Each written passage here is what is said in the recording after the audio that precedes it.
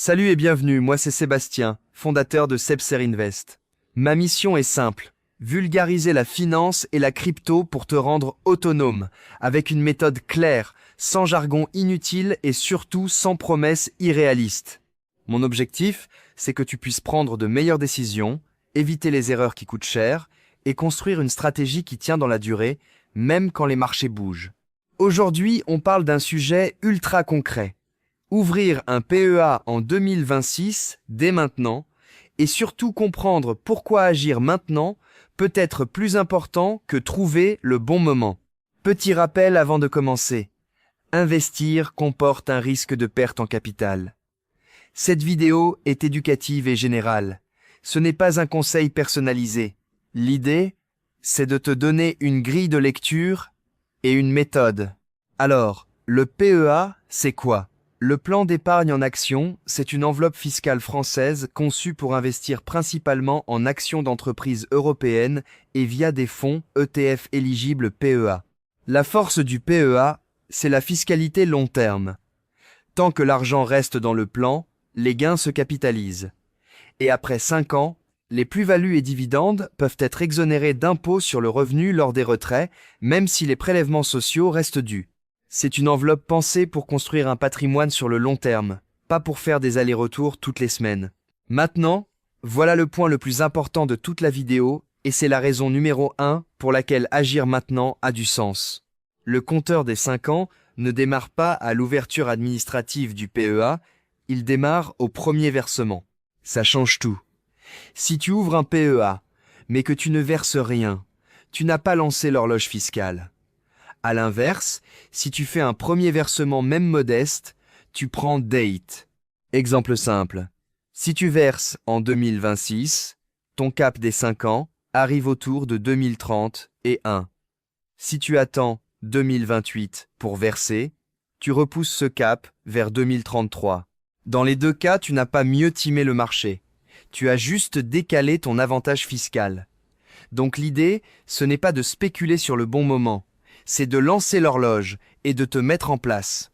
Et c'est là qu'on remet les choses dans l'ordre. Avant de parler PEA, on vérifie la base, l'épargne de précaution. Parce que si tu investis en actions sans matelas de sécurité, le moindre imprévu peut te forcer à vendre au mauvais moment. Ensuite seulement, le PEA prend tout son sens comme outil long terme.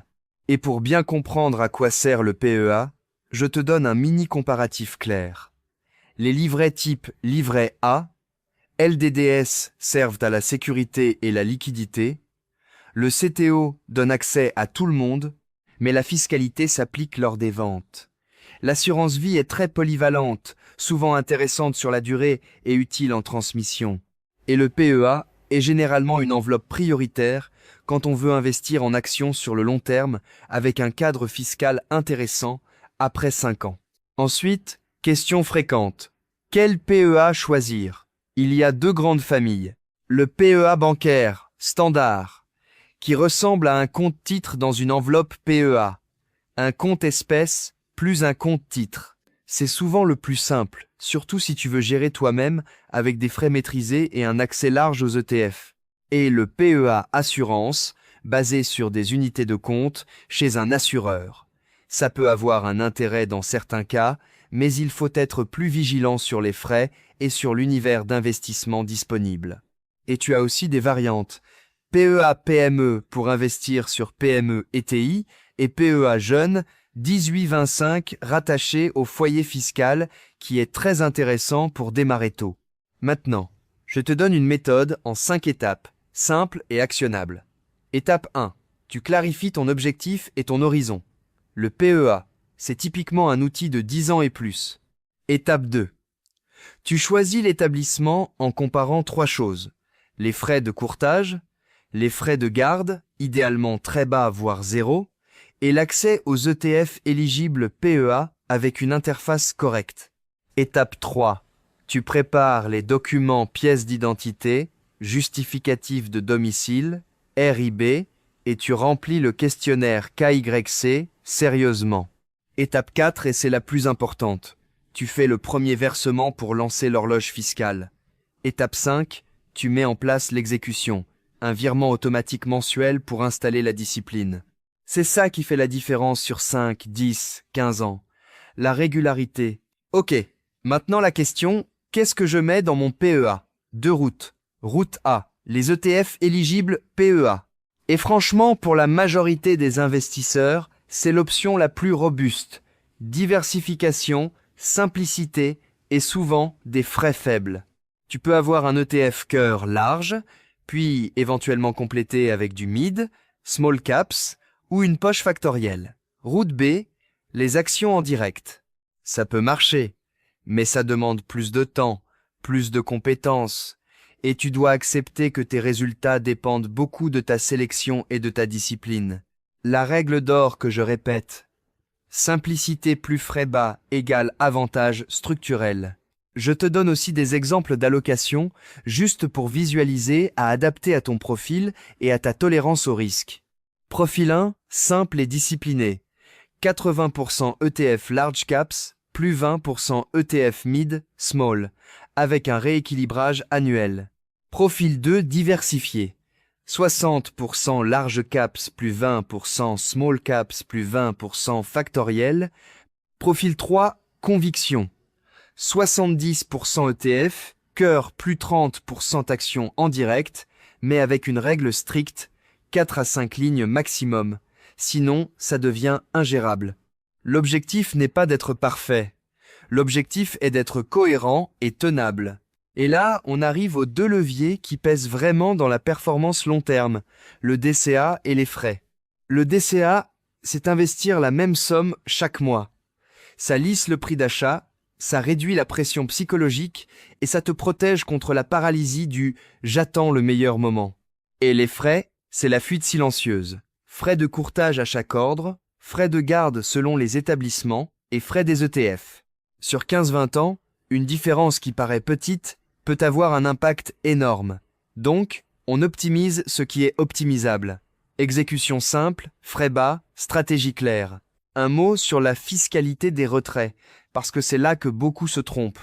Avant 5 ans, un retrait peut entraîner la clôture du plan et une fiscalité moins favorable, donc on évite sauf cas de force majeure. Après 5 ans, les retraits deviennent beaucoup plus flexibles.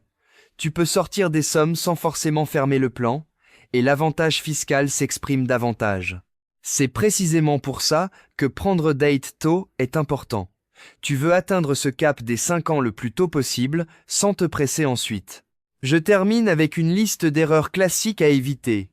Ouvrir un PEA et ne jamais faire le premier versement.